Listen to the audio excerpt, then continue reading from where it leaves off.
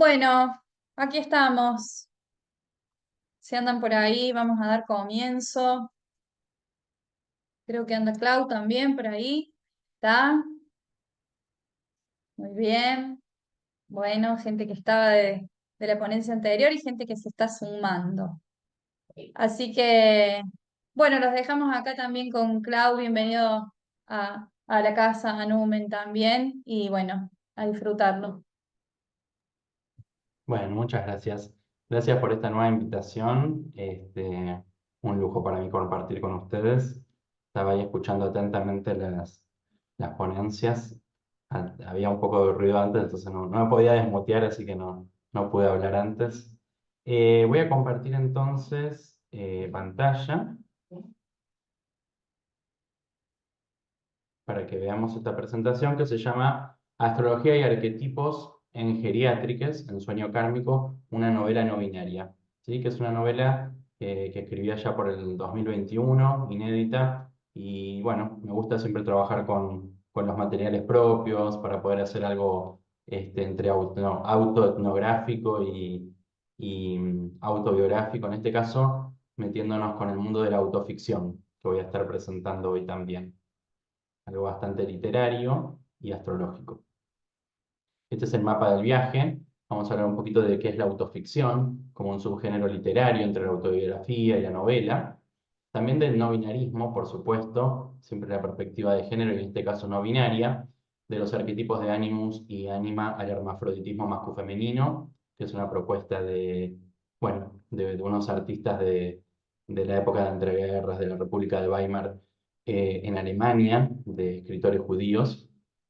Después vamos a ver algunas cartas natales, porque me daba ganas de que tuviera un anclaje bien astrológico visual, las cartas natales como material de escritura, sistemas energéticos de los protagonistas de Geriátriques en sueño kármico, para finalizar con los fragmentos. Así que los fragmentos son fragmentos de los capítulos de la novela, en donde lo que tenía ganas de compartir es cómo puede aparecer información astrológica y arquetipal formando parte de la historia, ¿no? De la ficción, de la autoficción. Cómo podría enriquecer este material arquetipal, astrológico, mitológico, ya podríamos decir, a la configuración de la historia. Bueno, en memoria de Timona, Peruchina Santacruceña Eterna, que es una perrita que falleció justo el viernes pasado, así que está ahí como muy presente y me acompaña en este momento, espero. Bueno, el abismo no tiene biógrafo. Me gustó trabajar con varias frases de este librazo de María Negroni, publicado en el 2021, que se llama El corazón del daño, y podríamos decir que es una autoficción, porque es una novela de su vida, ¿no? Donde la protagonista es su madre, los recuerdos de su madre. A partir de la partida de la madre aparece el material de escritura, ¿no? El corazón del daño. Así que lo pensé como otra novela de autoficción que nos puede ir acompañando. ¿Y qué hacemos con esto, no? ¿Qué hacemos con el abismo, con esa instancia? Muchas veces sabemos que es como escorpiana, plutoniana, la lucha con el dragón interno. Eh, ¿Dónde queda eso? ¿Tiene posibilidad de ser narrado, de ser plasmado a través de algún lenguaje simbólico? Acá María Negroni dice, el abismo no tiene biógrafo. Otra pregunta que se me ocurre, que bueno, de la época de mi formación y de un docente que yo siempre tuve de referente, es cómo narrar el horror, ¿no es cierto? Algo que siempre tengo muy presente. Bueno, autoficción entonces como subgénero literario. Quería hacer una pequeña introducción porque ya que no es un congreso de letras, digo, bueno, vamos a hacer una introducción a qué es la autoficción, qué podría ser la autoficción. Crea una nueva alternativa literaria combinando la autobiografía, que eso es algo que en general conocemos muchísimo más, somos de escribirlo en algún momento de la vida o de leer una autobiografía, pero esto es una alternativa creativa, de escritura creativa literaria, que combina ese material autobiográfico con la novela, que justamente antes apareció, me interesó mucho cómo apareció la novela, Bakhtin, la polifonía, toda la posibilidad de amplificar y de abrir las voces e inclusive las técnicas narrativas que nos da la novela, que la novela adentro puede tener un email, una canción, un poema, un cuento, otra historia, muchos personajes, muchos puntos de vista del narrador, ¿no es cierto? Esto de pasar del narrador omnisciente, omnipresente, a un narrador en primera persona, un narrador testigo. Se rompen entonces el pacto autobiográfico, donde tienen que estar las fechas, todo lo más documentado, y también se rompe el novelesco. ¿M? Estos dos grandes relatos caen y se crea uno con matices más diluidos. Es el llamado pacto ambiguo. Hay un pacto ambiguo. ¿Qué estoy leyendo? ¿Esto es una autobiografía? ¿Es todo lo que le pasó a quien escribe? ¿El narrador es el autor? Son preguntas que nos hacemos. Entonces el autor se identifica con el narrador. Decimos, bueno, esta es la historia de la persona que escribió el libro. O sea, quien protagoniza la historia a la vez es quien escribió el relato. Pero los hechos que se relatan, esta es la licencia que me interesa muchísimo y que me da como un poco de aire y de libertad, que los hechos que se relatan y los nombres del resto de los personajes de la historia pueden ser ficticios, ¿sí? O son similares, o sea, se cambian los nombres, se agregan algunos eventos, se acomoda a la necesidad del artificio literario, justamente la autoficción. Bueno, aquí está la fuente. Esta es la fuente que utilicé en este momento, pero hay mucha gente que viene escribiendo sobre esto, como por ejemplo José Amícola de la Universidad Nacional de La Plata, Alberto Giordano en la Universidad Nacional de Rosario. Hay grandes referentes, Daniel Link en la UBA, hay grandes referentes que han investigado justamente la autoficción. Quienes tenían derecho a la autobiografía y a la autoficción en un momento de la historia, cómo fueron apareciendo otras voces luego.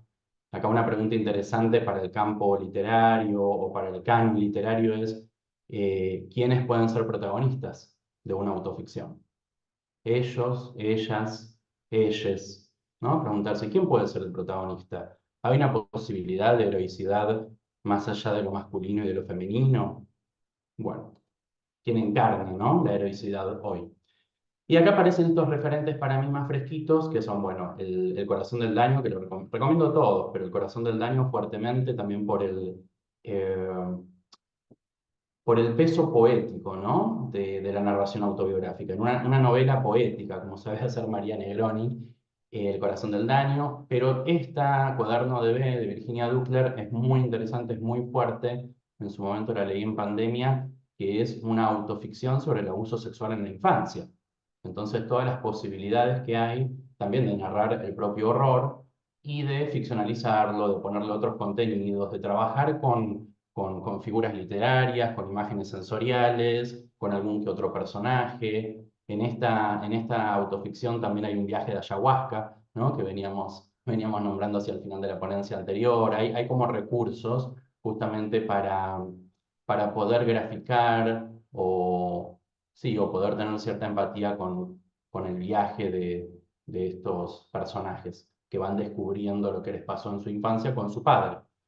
Es interesante saber que después de la publicación de este libro, el padre de Virginia Ducler y la familia le hizo un juicio, ¿no es cierto? Por todo lo que ella había comentado, más allá de que es literatura y podemos decir toda escritura es ficcional, y ella, bueno, tuvo que estar ahí lidiando con un juicio, después el padre fallece de un infarto, entonces la familia, la madre, cómo queda, ¿no? Entonces acá hay algo de esta mixtura entre la biografía y la verdad de una persona, ¿no? Como Virginia Ducler, y B, que es la protagonista de Cuaderno de B. Y al final del amor lo puse porque también para que sea un guiño con algo que por ahí pudimos haber visto, qué sé yo, en una serie, ¿no? Protagonizada por Lali Espósito, sobre la vida de Tamara Tenenbaum, El final del amor, querer y coger. Son materiales bastante actuales y los podemos rotular, ¿no? Para organizarnos un poco literariamente, que son autoficciones, ¿sí? Para que ustedes tengan en cuenta en qué terreno nos estamos metiendo también. Y la autoficción, ya para cerrar con esta primera partecita como subgénero literario, vamos a ver cuáles son algunas de sus características, por si no fue quedando tan claro, sistematizamos. En la autoficción, entonces, el autor recurre a su realidad para inspirarse. ¿Sí? Te puedes inspirar en algo que viviste, en algo posiblemente traumático, que te marcó, y que sobre eso querés escribir una ficción. se convierte en protagonista de su obra, este autor, autora o autore, en la que reconstruye su vida manipulándola a través de alegorías, ilusiones, apariencias, ¿por qué no? Enriqueciéndola con lenguaje astrológico. Lo privado parece que deja de serlo, pero no es necesariamente así, ya que como se recurre al artificio que había comentado antes, o sea, al trabajo literario con un material autobiográfico, no sabemos, ¿hay algo de lo privado que se está exponiendo o en realidad es otra posibilidad de narrar algo que ya ocurrió? Acá pensaba en la posibilidad de la astroautobiografía, ¿no? Cuando miramos tránsitos importantes, progresiones hacia atrás, que es como me gusta utilizarlo, cómo podemos también reconstruir una astroautobiografía, que esto lo habíamos hablado con Héctor en algún momento, la posibilidad de la astroautobiografía, bueno, a partir de diferentes técnicas astrológicas que van a estar resignificando lo que vivimos o que nos van a estar inclusive ordenando la experiencia. La autoficción representa una oportunidad entonces más atractiva de contar una historia, ¿no? ¿Cómo contar? Que siempre esto es lo que nos preguntamos con la mitología, o lo que lo que nos preguntamos, lo que se han preguntado también los trágicos, decir, bueno, el mito lo conocía todo el mundo, el tema era cómo lo contamos, cómo lo cuenta Sófocles, cómo lo cuenta Esquilo, siempre ahí estaba la cuestión, ¿no? ¿Cómo contar el mito?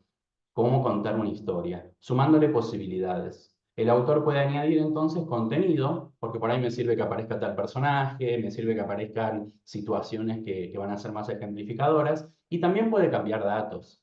Podría transcurrir esto en el siglo, bueno, tampoco nos podemos ir tanto a ese, pero en el siglo XX, algo que transcurrió en el siglo XXI, y así, o podría transcurrir en el siglo XXII, y que sea más una autoficción de ciencia ficción, por ejemplo, ¿no? Para pensar posibilidades de qué datos, datos de personajes, datos históricos, políticos del contexto. Otra frase que nos va acompañando de María Negroni es: todo artista es un dealer de la muerte, que canibaliza la vida y la transforma en fantasma material. Son muy fuertes las frases de Negroni, son muy poéticas porque realmente hay una condensación brutal, este contacto que ella tiene con la materia de la vida y de la muerte, ¿no? Con este eje tan Tauro-Escorpio. Eh, y me gustó la idea del artista que trafica con la muerte, ¿no? Porque muchas veces con procesos que murieron, que ya terminaron, los podemos resignificar con la escritura o con personas fallecidas, ¿no? Que de golpe cobran vida. Esto de canibalizar la vida, una mirada antropológica, a veces una mirada, como traía Laura, como traía Ada, extrañada, ¿no? Un extrañamiento de la propia experiencia vivida y la podemos relatar desde otro punto de vista. Eh, Canibaliza la vida entonces el artista y la transforma en fantasma material. La sensación de que la escritura tiene esa materialidad, ¿no? El lenguaje y la materialidad del lenguaje, lo sonoro. Aquí pasamos a lo siguiente. Me interesó mucho, estuve leyendo en estos tiempos justo una de las últimas ediciones de Animus y Anima, que está editada por Alejandro Marshall, este traductor y editor, y él justamente escribe el prólogo a esta edición. Entonces, yo sé que muchas personas acá ya saben, ¿no? Lo que es Anima y Animus o arquetipo, pero me pareció interesante poder abrir estas definiciones estructurales y básicas para desde acá poder revisar también geriátricas. La promesa es que lleguemos a mirar algunos fragmentos de la novela. Entonces, Jung definió el animus y el ánima, dice Emma Jung. No, en este caso, perdón, lo dice Alejandro Marshall en el prólogo, en esta edición. Animus y ánima como los arquetipos de lo masculino y de lo femenino respectivamente, ¿no? Pensamos en lo masculino y lo femenino. Bueno. Están enraizados en el inconsciente colectivo como imágenes primordiales, con características universales, ¿no? Colectivas, pero también conforman los aspectos contrasexuales en el inconsciente personal. Interesante esto, ya por lo menos abrimos a contrasexualidad, que también son términos que utiliza hoy en día Paul Preciado, por ejemplo, ¿no? Manifiesto contrasexual. Por eso me gustó traer este prólogo más como ayornado. Entonces esto funciona como un complejo, es decir, como una entidad psíquica interna con funcionamiento más o menos autónomo según el grado de desarrollo de la persona. ¿Sí? Va a ser el arquetipo, ¿no? Una mujer va a tener el arquetipo de lo masculino en sí misma, y un hombre va a tener el arquetipo de lo femenino en sí mismo, posiblemente en sombra, proyectado, y bueno, y después se va enriqueciendo la cuestión en lo vincular. La definición etimológica de la palabra símbolo, sigue Marshall, remite a la noción de contraseña. Esto también me gustó mucho verlo así, como contraseña. Simbolón en griego significa lanzar conjuntamente o reunir. La naturaleza del símbolo entonces sería unir elementos que habitan distintas dimensiones, ¿no? Cuando hablamos de lenguajes simbólicos, cómo estamos uniendo, ¿no? O de sincronicidad, se me ocurre, estas cuestiones de dónde salió esto y esto que tengo adentro, esto que sucede afuera. El símbolo entonces es la visibilidad manifiesta de un arquetipo, que en sí mismo es latente e invisible. La compleja idea de arquetipo fue desarrollada por Jung y una forma de comprenderlo es como la contraparte psíquica del instinto. Como si el arquetipo fuera, así como tenemos la contraparte sexual, acá está la contraparte psíquica de lo que es instinto, de lo que es instintivo, lo arquetipal. Análogo a lo que el biólogo llama patrón de comportamiento innato. Esta disposición psíquica preconsciente, universal e innata constituye la base de la cual emergen los temas básicos de la vida humana con un sentido intrínseco que ha de cumplirse.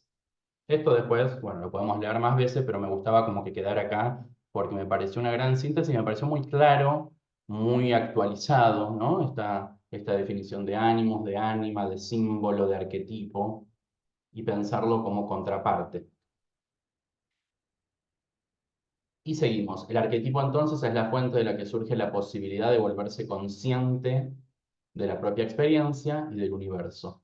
Y es lo que permite vincularnos con la realidad y comprenderla. Como nos pasa cuando leemos literatura, un mito, cuando vemos una película, cuando experimentamos alguna repetición en nuestra vida. Es por eso que el mito, compuesto por elementos arquetípicos, destila verdades, verdad, una verdad anímica, del alma, que traduce las conexiones secretas e íntimas entre las cosas, aquella verdad que no deriva de la argumentación racional ni de un método científico, lógico, sino la verdad que puede ser comprobada con el corazón, porque tiene sentido. Y por último, las historias arquetípicas, porque esto es para conectarlo, ¿no?, con lo literario, las historias arquetípicas tienen sentido porque son eficaces para explicar situaciones existenciales comunes y cotidianas, o bien extraordinarias, pero esencialmente humanas. Estas historias ejemplares y típicas sobre acontecimientos significativos y universales con las que uno puede identificarse, permiten la experiencia luminosa de revivir la sacralidad del fenómeno de la vida. ¿Mm? Así que me parecía como un lindo aporte. Esto es lo más, me permití esta cita súper extensa porque, bueno, estas cosas yo tampoco las podría estar explicando. Dije, las vamos a citar y me parece que están muy, muy bien sintetizadas. Entonces entramos en este diálogo entre el símbolo, el lenguaje simbólico, los arquetipos, los mitos. Esta cita me pareció muy graciosa dentro de lo que es la novela porque es muy irónica justamente, es muy paródica también, tiene mucha cosa dionisíaca esta novela de la Negroni que dice, también opinó una astróloga, tenés una carta astral del Tercer Reich, un horror, nunca vi nada igual, porque ella se va revisando en su vida, cómo fue como hija, como esposa, como madre, como literata, y bueno, esto es parte de lo que es. Una astróloga le ha dicho que su carta astral es digna del Tercer Reich. Esto no sabemos, puede ser verdad o no, pero me parece una cita muy curiosa en esta novela, en esta autoficción, que apareciera esta astróloga, que dé el nombre. Y justamente lo del Tercer Reich me llevó a pensar también en algo que pasó en esa época, ¿no? En 2018 se había publicado este artículo, un repertorio de canciones degeneradas en la República de Weimar, en una revista cordobesa de la Universidad de Córdoba, etcétera, y justamente yo había estado investigando sobre la producción artística de estos poetas judíos, estos intelectuales, que escribían canciones, bueno, estaba Bertolt Brecht entre ellos y muchos más, canciones para lo que era el cabaret alemán de entreguerras, la República de Weimar que fue muy prolífica para todo esto. Entonces, atentes a las crisis del deseo, entre las representaciones de los binarismos sexuales, los mismos artistas que describían la situación socioeconómica de la República de Weimar, que este fue el fenómeno que se dio entre la Primera y la Segunda Guerra Mundial. O sea, en Alemania entre 1918 y 19 y el 33, con el auge de Hitler, del régimen nazi. Entonces ya se habían planteado, y esto me llamó la atención, ¿no? En esa época ya se habían planteado estos dramaturgos, estos poetas judíos, el dilema de los géneros y los deseos, ofreciendo una propuesta lúdica, ¿sí? Porque esto se terminaba llevando a la escena de una forma, de una performance, que justamente también la performance tiene algo tan similar a la psique, ¿no? Si me puedo tomar este atrevimiento, que es lo incapturable, ¿no? Lo efímero de la performance. La performance en sí misma se define como aquello que, bueno, no se repite, no se captura, es lo que ocurre en ese momento, es una experiencia. Así que en esas performances se hablaba del hermafroditismo simbólico, que le llamaron en una canción mascu femenino. ¿Sí? Acá me gustó que justo en esta edición de la que les hablaba de Animus y Anima, aparece, ¿no? El hermafrodita y estas posibilidades de lo masculino y lo femenino. Entonces, a comienzos del siglo XX, miren esta canción lo que es. A ver si les interesa lo que se decía, por supuesto, en alemán. Esto es una traducción que estuvo presente en un espectáculo llamado Canciones Degeneradas, que se estrenó en Buenos Aires en el año 2002, 2001-2002, que es este. La música prohibida del Tercer Reich, que protagonizaban Alejandra Radano, Diego Grossi y Alejandra Perluschi en su momento. Después estuvo Karina K, Melania Lenoir y otras personas. Decía que era un espectáculo de teatro musical que se estrenó en el año 2002 en el Foro Gandhi de la Ciudad de Buenos Aires y después se fue reponiendo. Estuvo en Amihai y en diferentes festivales de Alemania en Buenos Aires, Berlín en Buenos Aires, creo que se llamaba, en 2004, en 2015. Era muy interesante la estética también y la canción en cuestión, masculino-femenino, que la podemos encontrar cantada por Lotte Lenya, por Ute Lemper, dice esto. A ver, siempre de manera burlona, irónica, ¿no? Hay un masculino y hay un femenino. Por fortuna se han conocido. Dice el masculino viendo al femenino, te confío lo que más admiro. Tú eres femenino, pero masculino. Yo soy masculino, pero femenino. En lo masculino y en lo femenino está la clave del placer. Te pido seas mi masculino y me dejes ser tu femenino. Por más que esto suene raro, que se vea raro, pasará. Hoy lo femenino se ve masculino, de corbata, saco y pantalón. Y lo masculino se ve femenino, entre aros, faldas y tacón. Se acabó verse muy femenino ahora. Se acabó verse tan masculino ahora. Para que ambos puedan estar a la moda, deben confundirse hoy.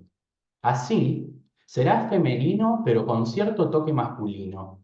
Así serás masculino pero con un toque femenil. ¿Qué es lo que hace que sea femenino habiendo féminas de tanto brío? Que lo masculino sea masculino sin pasar por un macho cabrío.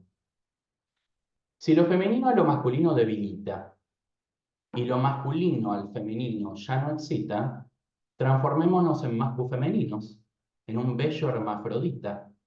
Sí, sí, un bello hermafrodita, un claro hermafrodita, un neutro hermafrodita. Oh Dios, este imperio mascu-femenino se va a terminar. Esto lo escribieron Spoliansky y Schiffer entre 1921 y 1924, lo que me parece sumamente escandaloso porque, bueno, creo que tardamos mucho o se fue muy en retroceso porque justamente después, bueno, como siempre pasa en estos procesos, que llegó acá, bueno, el cristianismo, bueno, a través del régimen nazi, a través de Hitler, ¿no? Todos los valores conservadores y de derecha que arrasan, ¿no? Como se arrasó con lo griego, cuando llegó lo romano. Bien.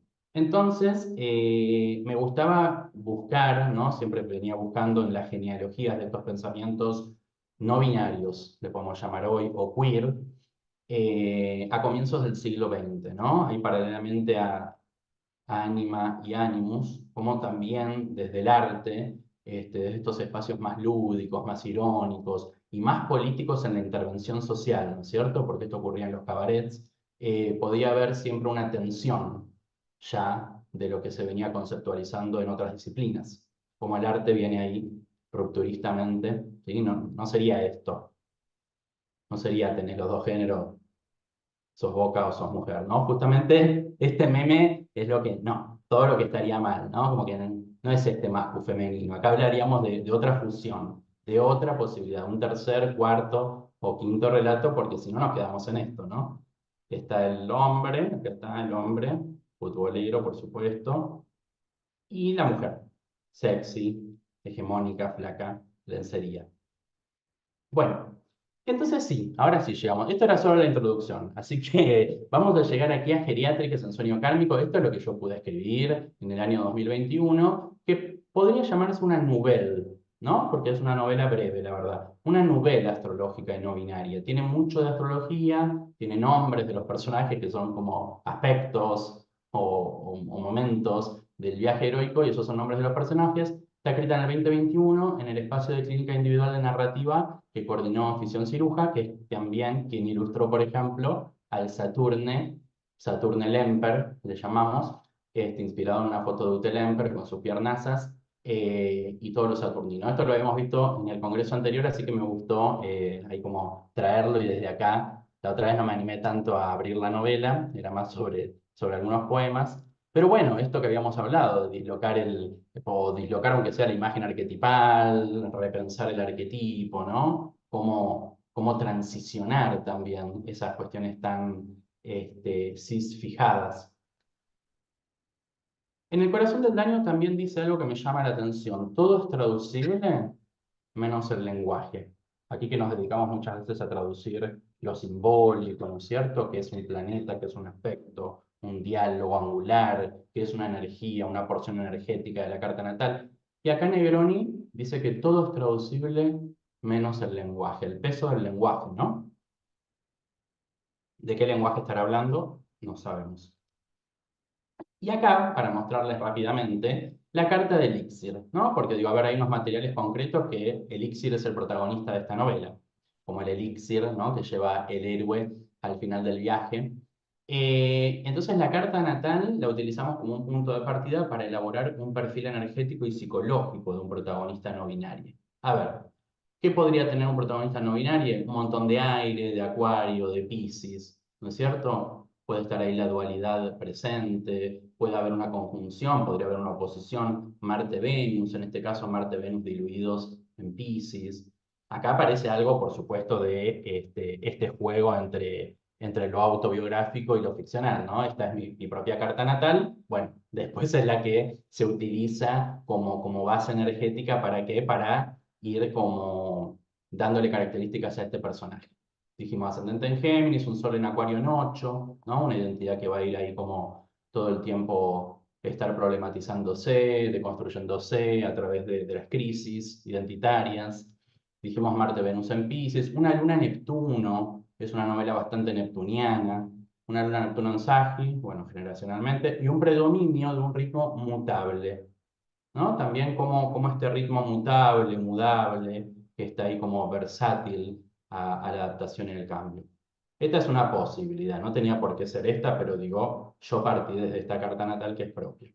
Y luego Esther, que es otra protagonista, que es la abuela de Elixir, una carta natal que tiene Sol y Luna en Leo, fíjense que es lo opuesto, ¿no es cierto? Al nieto, acá aparece mucho Leo, el Sol, la Luna, un ascendente en Escorpio. Miren acá esto lo dejé justamente para la tensión y la contradicción. Un ascendente en Escorpio necesité yo en la novela.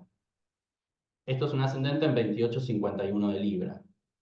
Si estuviera súper precisa el horario de la partida de nacimiento, diríamos que esto es un ascendente en Libra. Pero bueno, yo me tomé una licencia y dije, no, esto es un ascendente en Escorpio, me sirve, Plutón angular al medio cielo, venga, ¿no? También como vamos haciendo estas cuestiones arquetípicas.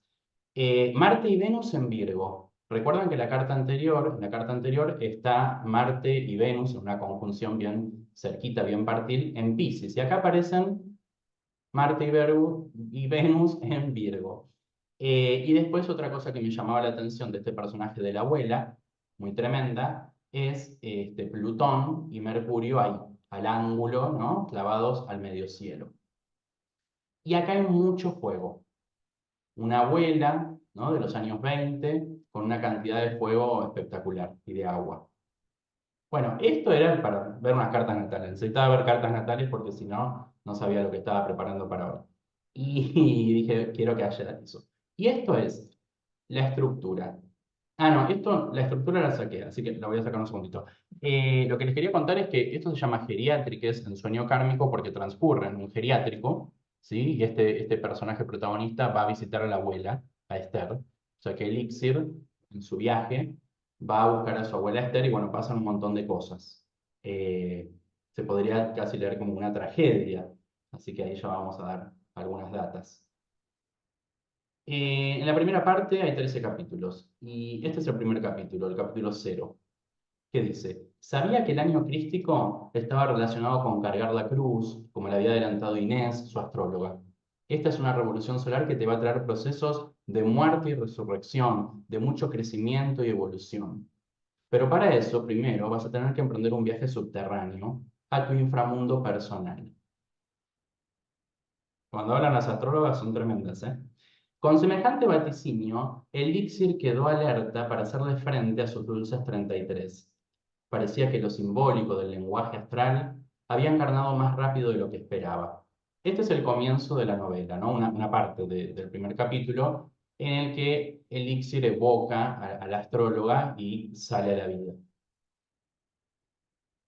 Acá, ya en el siguiente capítulo, creo que sí, no, bueno, en el capítulo 2 aparece Alicia Merlo. Era una señora de 92 años en silla de ruedas, de pelo blanco y mucha tristeza. Lloraba con los ojos secos, llenos de cataratas, cuando recordaba que no había podido tener hijos. Y es que su marido, primer y único hombre en su vida, siempre había tenido relaciones sexuales por atrás. Alicia confesaba, gimiendo con la cara fruncida, que aprendió a la fuerza que el sexo dolía y se sabía maldita por no poder engendrar vida. ¿Qué arquetipo, porque esto lo corté acá especialmente antes de continuar con este mismo capítulo, a ustedes qué arquetipo les parece que podría emerger de este personaje, que podría surgir de este relato? Pueden ser varios, pero me parecía como interesante decir, a ver, de quién podría estar acá pidiendo pista. ¿Se les ocurren, conocen algo relacionado a la maternidad, a la imposibilidad de la maternidad, a la injusticia patriarcal? Ahí le leí los labios a Ada, claro. Ah, Héctor también. Bien, ¿no?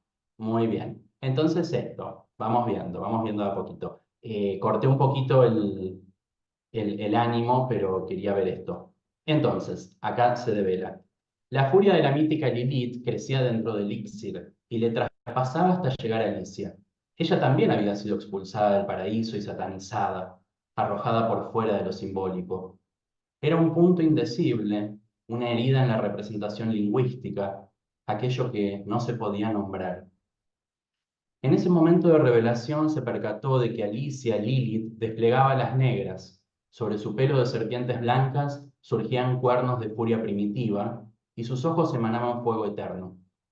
Había llegado la hora de vengarse del ultraje de su marido tirano, de las trampas del patriarcado y de convertirse en la madre de los demonios más grandiosos, criaturas de su herida y de su dolor. Bueno, ahí aparece un personaje que después va a ir apareciendo en momentos clave del geriátrico, porque imagínense que Elixir, esta criatura no binaria de 33 años, hace todo un recorrido por el geriátrico y se va encontrando con toda esta realidad saturnina y mucho más. Este otro capítulo, un diálogo. ¿Así que tu abuela es de Leo? Le pregunta una de las enfermeras. Y dice, yo soy Leo y creo que Luna en Cáncer, pero mucho más no sé. Perdón, yo soy Sol y creo que Luna en Cáncer, pero mucho más no sé. Siempre me dicen que mi signo es muy familiero, pero para mí estos viejitos son todo, porque de mi verdadera familia mejor olvidarse. Una de las Lorenas, que son las triples Lorenas, enfermeras del geriátrico, Otra frase de la Negroni que siento que fue como vertebrando un poco todo es: la infancia está en la luna. Esto, aunque ustedes no lo crean, lo dice en el corazón del daño. Hay mucho material referente a lo astrológico en el corazón del daño. Una angustia ancestral le tomó por completo a Elixir, como cuando Neptuno invadía esa luna de fuego. Se acumulaba el malestar de su vejiga llena a la sensibilidad que le había generado quedar con el niño a flor de piel. Aquello fue un golpe de realidad que comenzó a arrastrarle hacia el descenso. Este es uno de los momentos en que vamos llegando como al nudo, ¿no? de la novela, ya en el capítulo 6. Empieza a haber algo como muy escorpiano, muy o casa 8 plutoniano, de que, bueno, Elixir empieza a descender, como si fuera, ¿no? Un homenaje también a Dante, a la Divina Comedia, cómo se va descendiendo a través de los diferentes círculos. El trabajo y el dinero eran dos puntos débiles para Elixir. En eso se sentía parecida a su abuela. Marte-Venus en Piscis tenía muchas bondades espirituales, artísticas, de amor universal, pero también le generaba grandes sueños, ladrillos de fantasía con lo que construía su arquitectura ideal. Por eso, bastaba un simple gesto del demoledor Saturno para derribar sus pensamientos acuarianos utópicos, con el riesgo de caer en frecuentes depresiones. Ahí vamos como delineando un poquito el aspecto psíquico, emocional de Elixir. Elixir debía introyectar a Saturno, claro, para evitar que esas situaciones le llegaran desde afuera, como escenas de destino. Necesitaba reconciliarse con aquella energía vinculada con la estructura y la realidad, ser su propio Saturno, abrazar a su padre interno. Pero ¿cómo costaba integrar eso en el cuerpo, en su cuerpo? ¿Qué dilema era ser una persona no binaria y honrar a la familia heterosexual dentro de su delicado e íntimo proceso identitario? ¿No? Que siempre le decimos a todo el mundo, ¿no? Que tiene que abrazar a Saturno, que hay, digo, esto, como me ponía a pensar, para todo el mundo es igual el mecanismo, el momento, el arquetipo, ¿cuál es la construcción? ¿Cuál es el devenir de esa subjetividad? ¿En qué momento está? Como a veces los consejos desde la astrología están tan estipulados, es para todo el mundo, ¿no? Como que no importa, a veces descontextualizamos la edad, el género, la autopercepción, el momento de crisis. Por eso en algún punto me gustaba construir, trabajar con el discurso más cliché astrológico y tensarlo con que hay otras existencias que por ahí no necesitan aquello, no necesitan lo que está dentro de los moldes prefijados del consejo astrológico. Eso fue la primera parte. No sé cómo están hasta aquí. ¿Estamos bien? ¿Vamos siguiendo? Ya en la segunda parte aparecen los capítulos 14 a 21. Esta novela tiene, en verdad son 34 capítulos, pero está del 0 al 33, ¿no? Con esto de los 33 años, del año crístico. Bueno, gracias. Agus. De a poco se iba abriendo a recibir información cuando dormía, y como buen neptuniane, directo o neptuniane, se nutría de las experiencias oníricas, conectaba con los planos sutiles y resonaba con todo. En muchas de esas secuencias somnolientas aparecían elementos residuales de cosas que le habían marcado durante el día o que al despertar descubría que no había podido tramitar. Esta es una novela que en realidad, esto es una promesa que les hago, pero creo que es mi interpretación, que se va metiendo, así como se va metiendo en una especie de submundo, también es un contacto con la energía transpersonal, que es lo que me resonaba mucho también de lo que decían Ada y Laura antes, esto de lo que rompe, esto de estar preparados, ¿no? Digo, el contacto con la energía transpersonal, con lo que va más allá de Saturno, ¿no? Con Quirón, con Urano, con Neptuno, con Plutón. Una novela que muy atrevidamente trae estímulos quironianos, uranianos, neptunianos y plutonianos a una psique humana de 33 años. Entonces, muchas cosas pueden desorganizarse aquí.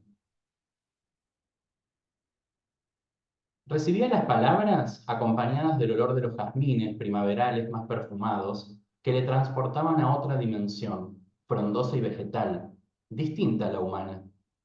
Como había estado paralizada durante algún tiempo, intentó tragar saliva para salir del ensueño. Sus papilas degustaron el sabor de la madera, pinos frescos, eucalipto y café. Su piel, ese borde tan saturnino, se fusionaba con el todo. Un hormigueo suave recorría su nuca y bajaba por los costados del cuello. ¿No? Hablando también de estas experiencias que a veces tienen que ver con estados alterados de la conciencia, me refiero con cuestiones, con cosas que consumimos, y a veces lo que consumimos es una experiencia vital, ¿no? No hace falta ni un hongo, ni marihuana, ni nada, y ocurre una experiencia que te pasa por encima, que te traspasa, y es como estar en esos estados, ¿no? En donde aparece la sinestesia, por ejemplo. Empezó a habitar su casa 12. En general, siempre el narrador, que es omnisciente y parece que es medio astrólogo, habla de Elixir, ¿no? Está enfocado o focalizado en Elixir. Que empezaba a habitar su casa 12. Conectaba con las memorias atemporales y eternas de sus antepasados, de vidas pretéritas, presentes y futuras. Vislumbraba una serie de sensaciones nuevas, pero conocidas, como si se tratara de un sueño repetido o de un déjà vu infinito. Conexión y resonancia con el todo, con el más allá de lo físico y de lo terrenal. Esta imagen de casa 12 me gustó mucho, que es de las cartas cósmicas, para representarla. Y ya en la tercera parte, esto ya es el final, creo que voy rapidito, en esta tercera parte aparece el capítulo del 22 al 33, que les voy avisando que aquí es cuando, por alguna cuestión, por algo, empezamos a conocer a Esther en tiempo pasado. El Sol domiciliado y la Luna conjunción Neptuno también en Leo, en casa 11, provocaban en Esther la necesidad de mostrarse teatralmente, ser aplaudida por sus ocurrencias, por su filantropía y por su generosa calidez que irradiaba desde el centro de su corazón. Empezamos a conocer la Esther. ¿Sí? Acá la focalización del narrador omnisciente, astrólogo posiblemente, va a estar en Esther hacia el final. Esta abuela era tan transgresora y de avanzada para su época, entre otras cosas por haber criado sola a su única hija desde los años 60. Su matrimonio se había disuelto cual castillo de arena a la orilla del mar, azotado por el dios Neptuno. Varias décadas atrás, el marido se había ido repentinamente a Israel, un uranazo que llegaba a desestabilizar su vida, ¿no? Cómo va apareciendo la energía transpersonal en la historia de la abuela. Y después, digo, va a haber una hija y va a estar el elixir. Entonces, cómo también va viajando la energía transpersonal en el transgeneracional. Una de las últimas frases de Negroni, tenía un montón para poner y dije, no voy a sacar un poquito porque va a quedar algo muy, muy barroco de la Negroni, pero sentía que dialogaba mucho. Dice, mi madre y sus tablas de la ley, su genio y figura, metiéndose de un salto en mi ascendente, mi luna dominante. Miren qué hermosa manera tan poética, críptica, misteriosa y sensorial de traer a su madre, ¿no? Metiéndose de un salto en mi ascendente, mi luna dominante. Yo me imaginaba un ascendente en Escorpio y una luna ahí clavada al ascendente, pero bueno, quiero conseguir la carta de María Negro. Eh, Seguimos. Esther presentaba una impronta plutoniana. ¿Recuerdan la carta de Esther, lo que era? La carta de Esther manipulada para la novela era un ascendente en Escorpio, con su regente moderno Plutón angular al medio cielo. Entonces Esther presentaba una impronta plutoniana manipuladora, potenciada por su ascendente en Escorpio.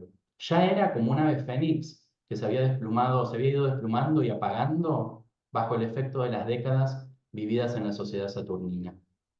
Capítulo 27. Vamos cerrando, vamos terminando la novela y aparece una mirada no tan complaciente, ¿no? Solamente sobre esta abuela, una abuela escorpiana, plutoniana, superleonina, ¿no? Mucha fijeza. Si recordamos la carta de Elixir era mucho más mutable, acuariana, pisciana, ascendente en Géminis. ¿Cómo está este contrapunto igualmente entre la abuela y Leniete? El eje Cáncer-Capricornio estaba interceptado en su carta natal. Acá volvemos a hablar del elixir. Justo allí se encontraban sus nodos y su corredor kármico, ¿no? En los polos del hogar y el trabajo, la madre y el padre, el niño y el adulto, lo femenino y lo masculino. Por eso es que el elixir entendía su identidad y su estar siendo como una anarquía de género, en coherencia con su mirada del mundo.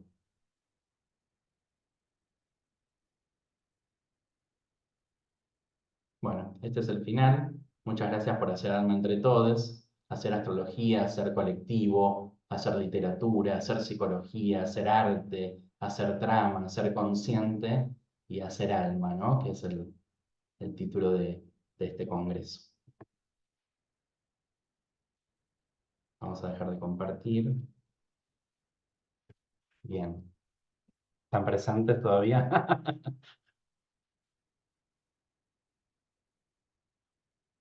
Ahí está Flor, divina, Florencia Castro Pozzi. Visita internacional, no sé si desde Canadá, ya no sé dónde anda esta viajera.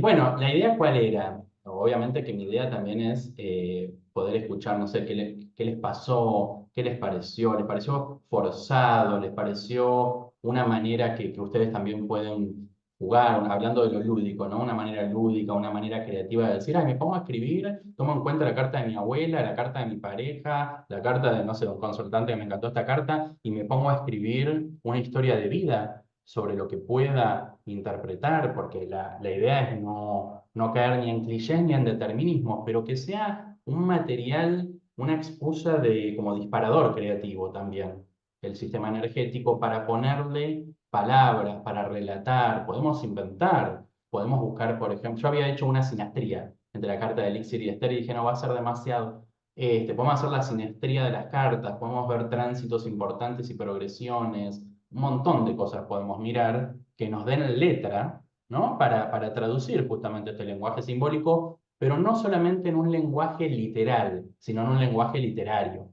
en un lenguaje metafórico, lleno de imágenes sensoriales, de emociones, si se puede. Esta era la intención, ¿no? Ah, desde Estados Unidos, está claro, te estoy viendo que estás en todas esas bibliotecas de universidades que me parecen de película.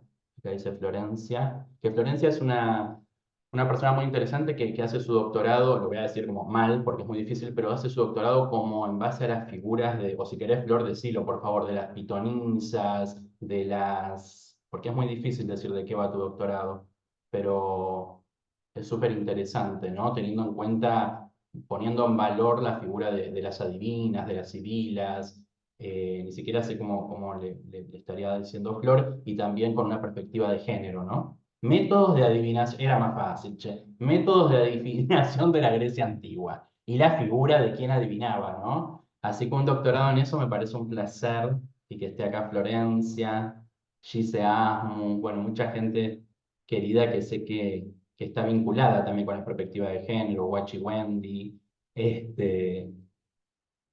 a ver qué han dicho por acá.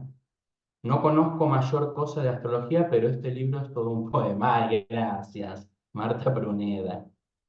Ya quisieran leerla. Ah, y el estatus de saber del conocimiento adivinatorio. Claro, muy interesante Y para seguirla, Florencia. contanos, Clau, ¿dónde podemos conseguir la novela también para poder leerla? Mira, la novela, sí, es una buena pregunta ahora que me lo decís, porque sabés que es una novela que tiene su historia, imagínense que está escrita en 2021, ¿no? Éramos otro mundo, otro país, allá en febrero encima, marzo del 2021. Y después hubo un proyecto de publicarla en papel y después finalmente no. Entonces a mí me parece que va a estar circulando en PDF, que me parece algo súper como amplio de democratizar y todo, así que una novela que puede circular, que la pueden adquirir seguramente por una módica suma, porque digamos, no ingresa al mundo de la imprenta, del papel, de todo lo dolarizado, de las editoriales, de las librerías y de todo lo que sucede, con experiencias que ya tuve editoriales. Entonces me pareció interesante esto de que circulara en digital, porque es muy difícil, ¿no? Volver a algo en papel. Y la tengo en la PC desde el 2021, me parece de lo más egoísta que hice en mi vida, que es tener una novela terminada en mi escritorio. Así que bueno, quien quiera me la puede pedir y vemos cómo se las envío, porque es súper sencillo que circule, ¿no? La circulación de un PDF. Yo estoy a favor de la circulación del PDF. ¿Qué quieren que les diga?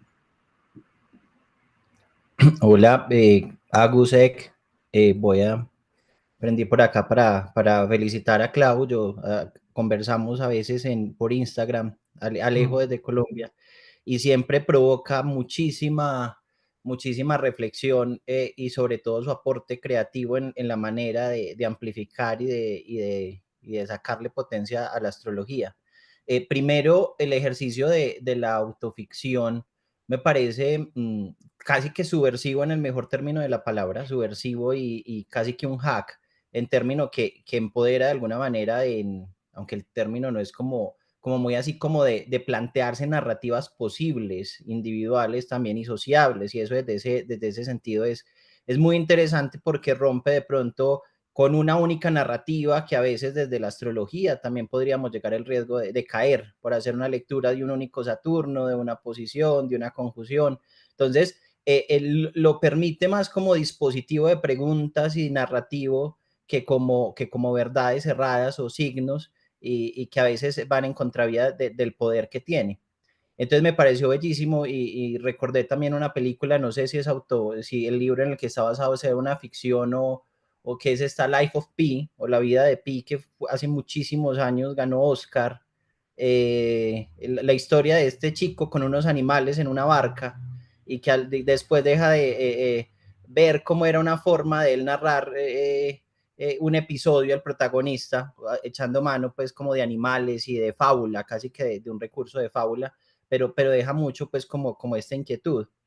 Y por último, también me pareció muy valioso lo último que dices en una cuestión. Por mi profesión sociólogo, tengo a veces como un poco de cercanía o en algún momento tuve cercanía con los estudios de futuro, y ahora en los estudios de futuro, que es la famosa prospectiva, y como todo ha tenido sus escuelas, y esas escuelas a veces hacen una proyección, llamémoslo así, desde unos puntos de vista, pero en los últimos tiempos ha venido surgiendo unas posturas críticas que hablan de los futuros posibles, de los futuros otros, de entender otras narrativas, y a veces se echa mano, por ejemplo, de muchos arquetipos que para mí, no desde ahí, sino para mí tienen, se podría pues como en analogía aterrizar con astrología. Entonces hablan de unos futuros distópicos más plutonianos, más caóticos, otros más uranianos, más tecnológicos, otros más capricornianos. Pero lo lindo del ejercicio cuando habla de la posibilidad, y se echa mucha mano de algo que ahora pues está cogiéndose mucha moda, suena muy postmoderno, a veces lo toman en un sentido muy negativo, y es el diseño especulativo o la especulación como posibilidad para generar narrativas de alguna manera incluso inclusivas, ¿cierto? Entonces, se parte, por ejemplo, de analizar cómo podría ser la sociedad bajo cierto tipo de arquetipo plutoniano, y poder de alguna manera aterrizar esa impronta en las relaciones, en las formas de trabajo, en las formas de jerárquicas, en las formas de gobierno, y finalmente se aterrizan en creaciones, llámese así, de diseño, a veces artística. Puede ser un dispositivo como un afiche distópico que diga, venga, este va a ser el afiche de un espectáculo en ese momento, pero más allá como del valor estético, científico, lo interesante ahí es cómo la especulación o la creación a partir de arquetipos permite de alguna manera abrir la posibilidad de retomar una posición, llámese activa y no pasiva, entre comillas, del futuro, si se puede hablar así. Es como la manera de posibilidad de reescribir posibles historias, y al hacerlas consciente, constelarlas, y al constelarlas, descifrar posibles acciones, subjetividades respecto a eso. Entonces ahí me parece que el ejercicio que traes es muy poderoso, no solo desde el plano individual, sino incluso social, cómo esos arquetipos permiten las ficciones, y esas ficciones, al habilitar los mundos posibles, generan procesos de reflexividad y posibles acciones, no necesariamente de una única vía.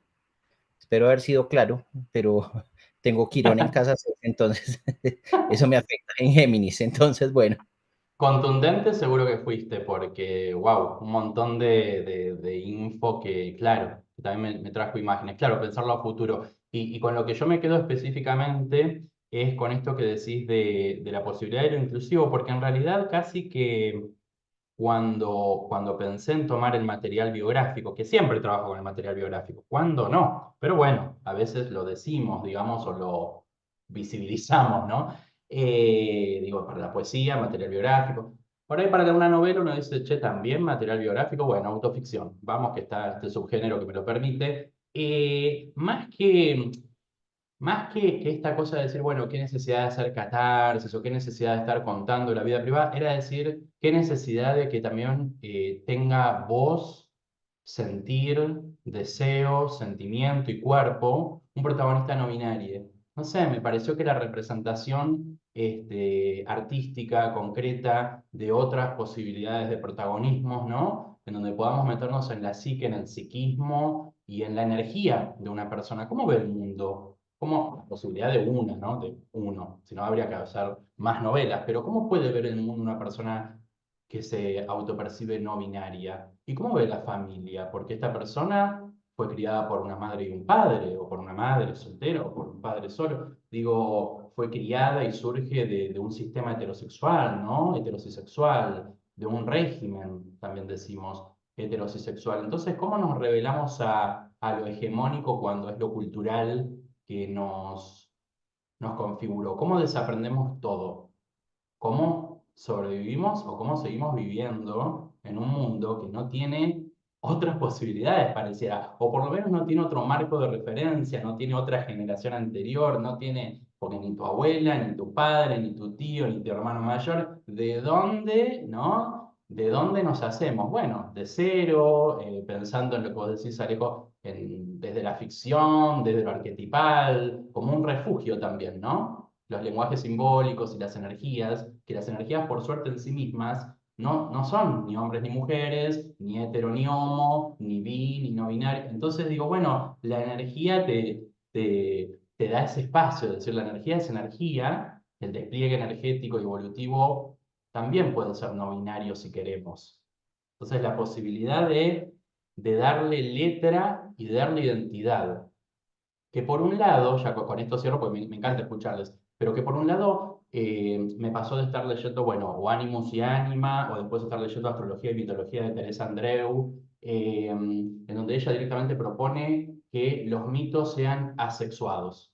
Está perfecto, pero esto por ahí le viene bien para una persona que no necesita existir, resistir y ser reconocida y tener derechos en el mundo, pero otras personas sí necesitamos que exista una identidad trans, travesti o no binaria, porque es súper queer y me encanta, es deshacer el género. Ya lo propuso Judith Butler y hace muchos años. Está buenísimo, deshacer el género, ya está, no hablemos. Hay gente que me dice, no, yo no digo no digas que soy heterosexual. Está perfecto, pero otras personas sí necesitan decir que son no binarias o que son disidencias sexogenéricas, ¿no? La necesidad de ser nombrades y de ser representadas por la cultura. Eso me parecía políticamente Sí, a mí me parece relevante. súper. Gracias, Alejo, gracias, Clau Hermoso, todo lo que traes. Coincido con Alejo, también lo que traes es disruptivo, está buenísimo, nos hace preguntarnos. Y se me ocurre también esto, lo que traes me parece súper rico, Clau, que es cómo hacemos, es justamente, bueno, tomar una matriz simbólica y reinterpretar, ¿no? Reinterpretamos, y en esa reinterpretación desde tu propia subjetividad, de esa propia necesidad, ¿no? Donde cómo me identifico acá, porque me identifico de otro lado, y cómo reinterpretar algo simbólico me ayuda a estar y ser en el mundo, ¿no? Construyo una identidad nueva, reinterpreto, bueno, está sintetizado también muy bien en ese Saturno, ¿no? Que trajiste, que no me acuerdo el nombre que tiene, ¿no?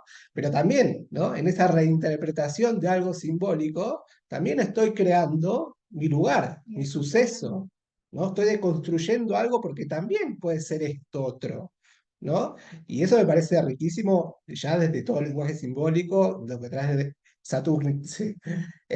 Así que bueno, aportar eso, ¿no? Que también está en el trabajo ya del astrólogo, ¿no? Que es justamente enriquecer la interpretación de un suceso, de una persona, de una vida, ¿no? Bueno, esto que traes vos me parece que es súper rico porque ayuda a corrernos de esos modelos clásicos de interpretar a Saturno, a Marte, ¿no? Sino agregarle otra mirada, y lo que decía Ada también, ¿no? Cómo hacer alma es también tomar otra perspectiva, sumar una perspectiva nueva, ¿no? Desde otra perspectiva interpreto y bueno, enriquezco, ¿no? El símbolo, ¿no? Y enriquezco mi suceso, le doy lugar a lo que me sucede y lo que me llega en el contacto con eso simbólico, ¿no? Y el arte siempre tiene eso, me parece maravilloso, ¿no? La creación de una autobiografía es maravilloso porque ahí estoy contándome y estoy dándome lugar, ¿no? Así que bueno, rescato eso, Clau. No sé si se entendió algo de lo que dije.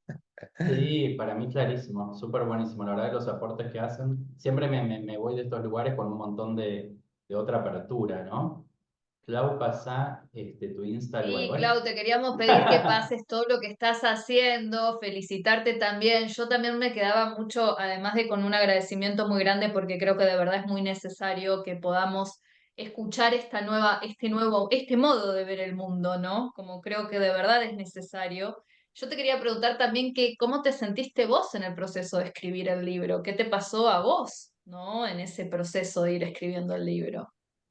Muy buena. Mira, me pasó de todo, pero lo buenísimo que me pasó, lo que recuerdo ahora, porque posta pasaron 2 años justo, y pasó de todo en el medio, me mudé de Río Gallegos a Córdoba, me estoy mudando de Córdoba a Río Gallegos, ha pasado tanto, y la novela quedó como un amuleto, ¿no? Como un objeto ahí poderoso, pero yo me divertía un montón. Creo que también fue porque fue el proceso con una persona muy sagitariana, uraniana, como fisión ciruja que alimenta mi luna y que la verdad es que yo me divertía y yo casi, no sé si les ha pasado la experiencia de estar en un taller literario, pero yo un poco también escribía sabiendo que cada jueves Tenji, que Fisión Ciruja, iba a leer lo que escribía. Entonces yo me divertía, justo creo que los fragmentos que puse por gajes del oficio fueron los más dramáticos, pero ahí, por ejemplo, hay unas pesadillas que tiene Elixir, son 2 capítulos de pesadillas que son con feministas TERF, ¿no? Transodiantes. Entonces, la pesadilla terfa, que son 2 capítulos en donde hay mucha ironía y parodia a la sacralización del útero y de un montón de cosas que Elixir no puede, que está en medio de una pesadilla y aparece sin ropa, entonces le descubren la genitalidad en medio de una marcha, hay de todo, digo, ¿no? Entonces, realmente hay una crítica también al feminismo con mayúscula, ¿no? Porque este protagonista, digamos, se inscribe en los transfeminismos, en plural y con minúscula.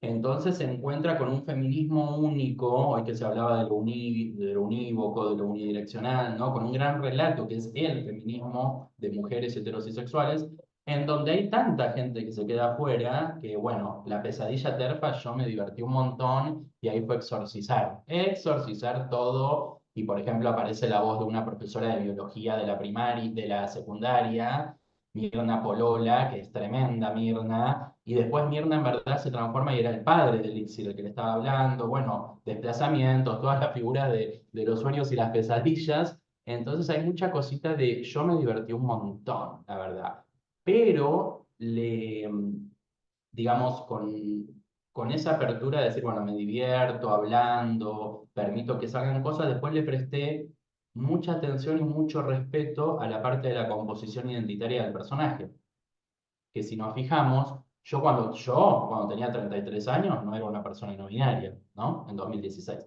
Pero bueno, Elixir sí. Elixir en el año 2016, en su año crístico, ya es una persona no binaria, tiene re clara, tiene teoría y todo. Y entonces en esas licencias traté de mostrar también la parte intimísima de la construcción de un deseo y de una autopercepción no binaria, que quizás, la verdad que no sé si me pasó a mí así. ¿Ven? Ahí está como esa cosa de también lo ficcional de la autoficción. Pero para este elixir es Que algo te tiene a súper... vos, Elixir, te tuvo a vos. Eh, Entonces, ahí claro. está. Tremenda. Pudiste acompañar esa construcción de la identidad, que quizás vos no lo Exacto. tuviste, ¿no? Como te tuvo Exacto. a vos, Me claro. puse colorado. Claro. Bueno, entonces Elixir sí lo tiene, y tiene como ese padre, ¿no? También Elixir, ese padre no binario.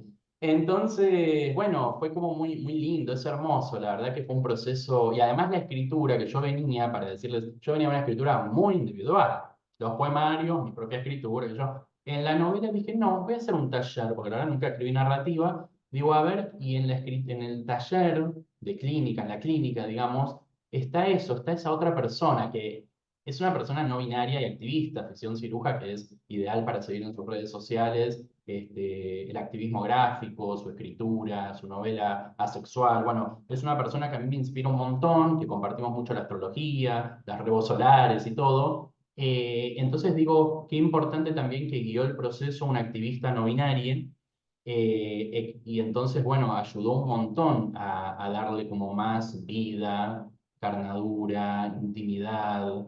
Si bien la escritura la llevaba yo, pero después vieron que el proceso de corrección o del corte de los capítulos o de cómo estaría bueno expresar tal o cual cosa también tenía que ver. Fue como muy dialógica.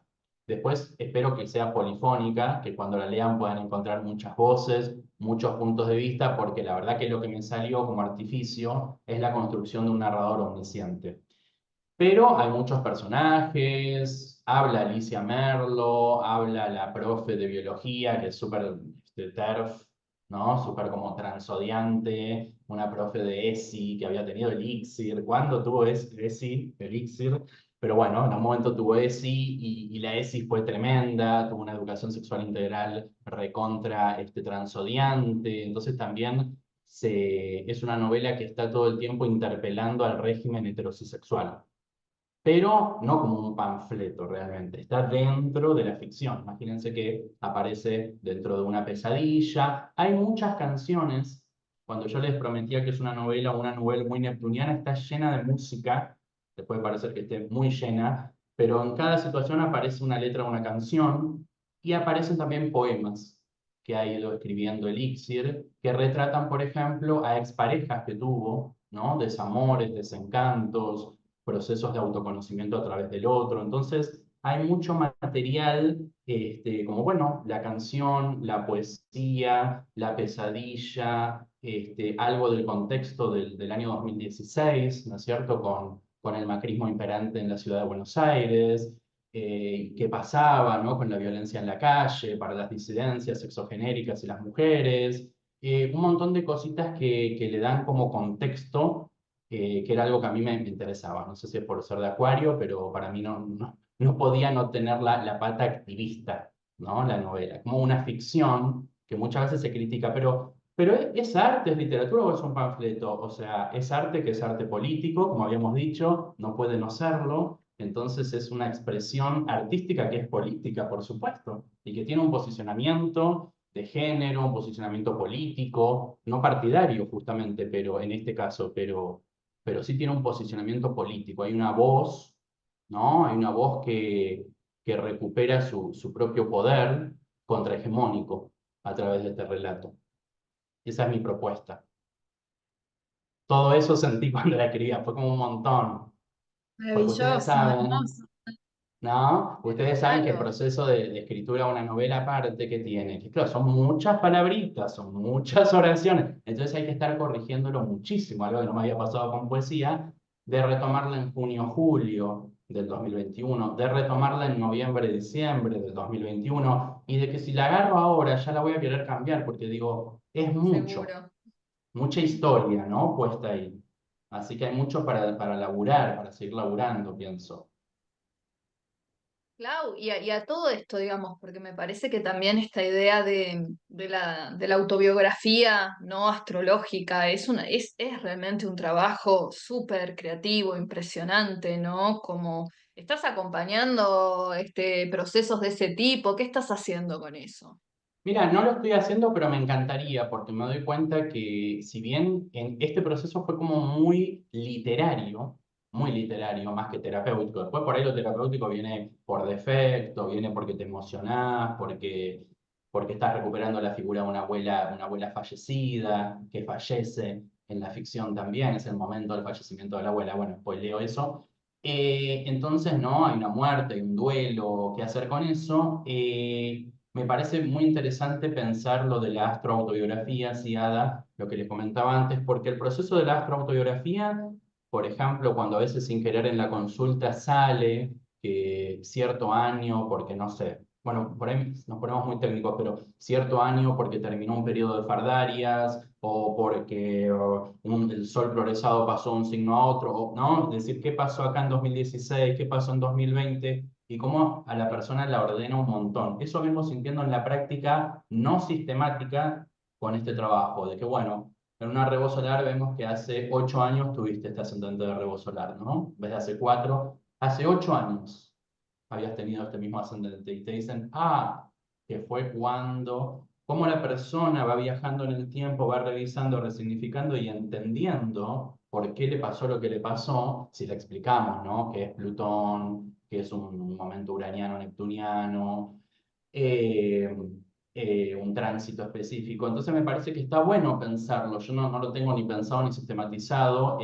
La propuesta, el espacio de acompañamiento a través de una astroautobiografía, revisando tránsitos, progresiones, fardarias, profecciones, no sé, direcciones de Súper astrosolar, potente, Clau. Me todo, parece que ¿no? tiene como una potencia muy particular esa propuesta. Y también toda esta propuesta de deconstruir la práctica, ¿no? De la astrología, también incluyendo, por supuesto, una mirada de género, porque creo que muchas veces, como astrólogos, astrólogos, no estamos preparados para esto, ¿no? No sabemos qué hacer, cómo recibir, ¿no? Cómo alojar también esto, cómo escucharlo. Está como también la práctica, me parece, a que los ha en un lugar en donde a veces no habilita, ¿no?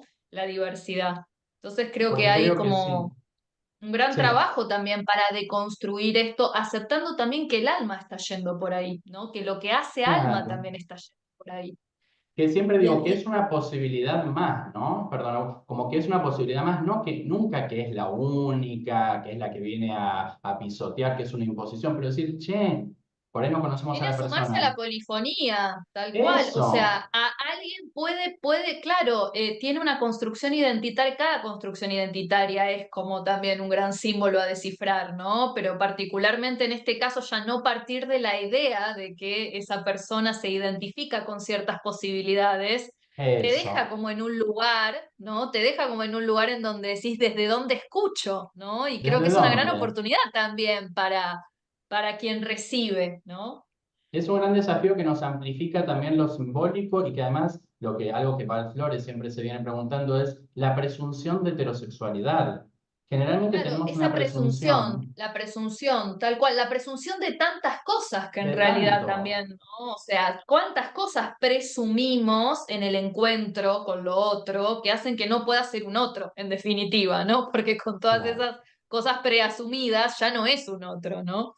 Claro, de sistemas de creencias, de autopercepción, de erotismo, porque a veces nos pasa que nos podemos encontrar con una persona que después es asexual. Y le íbamos a estar hablando que con ascendente de revolución en Aries y Marte angular iba a estar su libido y su... A ver, veamos qué libido, cómo encarna la libido la persona, digo, porque si no lo ariano nos da mucho sexo y lo libriano mucho romanticismo. Estas cosas también que hablan de seres que tienen que tener una atracción sexual, cisexual, heterosexual o no, puede ser homosexual. Y las literalizaciones, ¿no? Lo que hace que los símbolos astrológicos dejen de ser símbolos y se vuelvan signos. Significa esto y lo leo desde acá y no puede significar otra cosa, ¿no? Esas Sí. literalidades de las que también tanto habla Gilman, que hay que romperlas por todos lados, pero creo que la propuesta es directamente es necesaria, ¿no? Es necesario escuchar Y, esta propuesta y que traes, Clau. me hace Y, pensar en y dos esto cosas, Ada. Sí, perdón, vos me ibas a decir algo No, que eso, creí yo. que también nos daba pie para decir que también estamos fascinados con todo esto que trae Clau y tan necesario y tan poco visto, ¿no? Y entonces también que contarles a todos que también Clau va a iniciar una formación en Numen de astrología con perspectiva de género, que va a empezar probablemente en mayo, Así que cuentes un poco también, ¿no? Si Claro, tenés ganas. eran esas dos cositas que tenía. Digo, no puede ser que no estemos diciendo esto, que es una manera, ¿no? de comentar que, bueno, por algo también voy a estar ahí, porque me interesa a mí personalmente, a ustedes también seguro, lo situado, ¿no? También quién enuncia, quién habla de este tema. Bueno, soy yo, humildemente, pero digo que me interesa esto, que me interpela, que lo pienso en la consulta astrológica, que lo pienso para conmigo, que mi identidad nunca fue esta, siempre fue cambiando, ahora es esta no binaria y no sé para dónde va. Entonces, desde esa exploración situada en este cuerpo, en esta psique, la idea es pensar una formación sí, de perspectiva de género aplicada a la astrología, en donde podamos ir abriendo todos los símbolos también, a través del viaje arquetipal de los 12 signos, pero decir esos planetas regentes, ¿qué es Marte en la vida de quién? ¿Qué es Venus? Sí, por lo menos con los personales. Después con los transpersonales ya son trans, así que está todo bien. Pero con los personales que son tan cerrados, ¿no? Que son un poco más cis, presuntamente ver, claro, lo venusino para quién, lo venusino para una feminidad, para una masculinidad trans, cis, para una persona hetero, homo, género fluido. Entonces, revisar Marte-Venus, revisar Luna, ¿no? Revisar Luna, eso es como bastante más profundo. La propia solaridad, que bueno, con Hillman yo no tengo ese marco teórico, pero dialogo mucho con Hillman cuando con Ada charlamos, cuando pensamos en los posicionamientos post-identitarios. ¿Sí? La teoría queer, el género fluido, las teorías no binarias son post-identitarias, van más allá del yo fijado, ¿no? Hablan de un devenir, de la deconstrucción, de la dislocación. Entonces, toda esa perspectiva que tiene en cuenta a Paul Preciado, a Val Flores, a Judith Butler, a un montón de personas, por supuesto, también a Derrida, en diálogo con qué, con algo, con este cuento tan cerradito que por ahí aprendimos en su momento, un momento inicial, una formación básica, de los 12 signos, los regentes, revisar también por qué las exaltaciones, por qué los exilios, por qué las caídas. Básicamente es cuestionárselo todo. Así que esta es la propuesta. Esto para personas muy cuestionadoras, porque si no decís es un dolor de cabeza. Pero bueno, es cuestionar también con marco teórico, literario, artístico, visual, con muchas imágenes. A mí me encanta trabajar con el simbolón, con el Visual Zodiac, con todo lo que tengo a disposición, ¿no? Las cartas cósmicas, las cartas de los arquetipos de Caroline Myss, todo lo que esté disponible para el ingreso a lo simbólico, con otro, en todo caso con otro prejuicio, porque prejuicios siempre va a haber, pero bueno, con otros prejuicios, ¿no? Que vayan muriendo los prejuicios actuales y que crezcan y nazcan otros, porque parece que prejuicios siempre va a haber. Así que esa es la propuesta, ¿no? Que ojalá que les guste y que Muy podamos necesaria darle para forma. todos los astrólogos y astrólogas, por lo menos los que formamos parte de Numen, estamos ahí muy sedientos de recibir esa información, ese acompañamiento y Muchas gracias. esa Yo quiero, curiosidad también.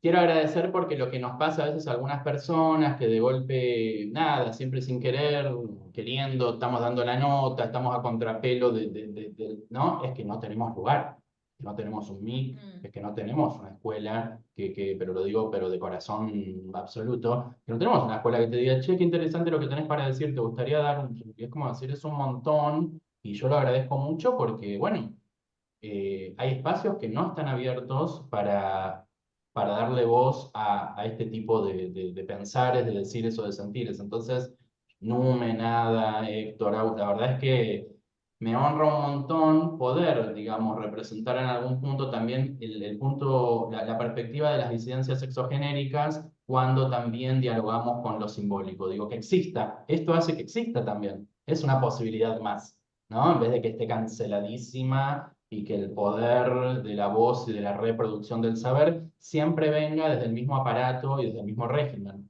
Así que para mí esto es un montón. Así que gracias. Y algo que yo quería Gracias sumar, a vos.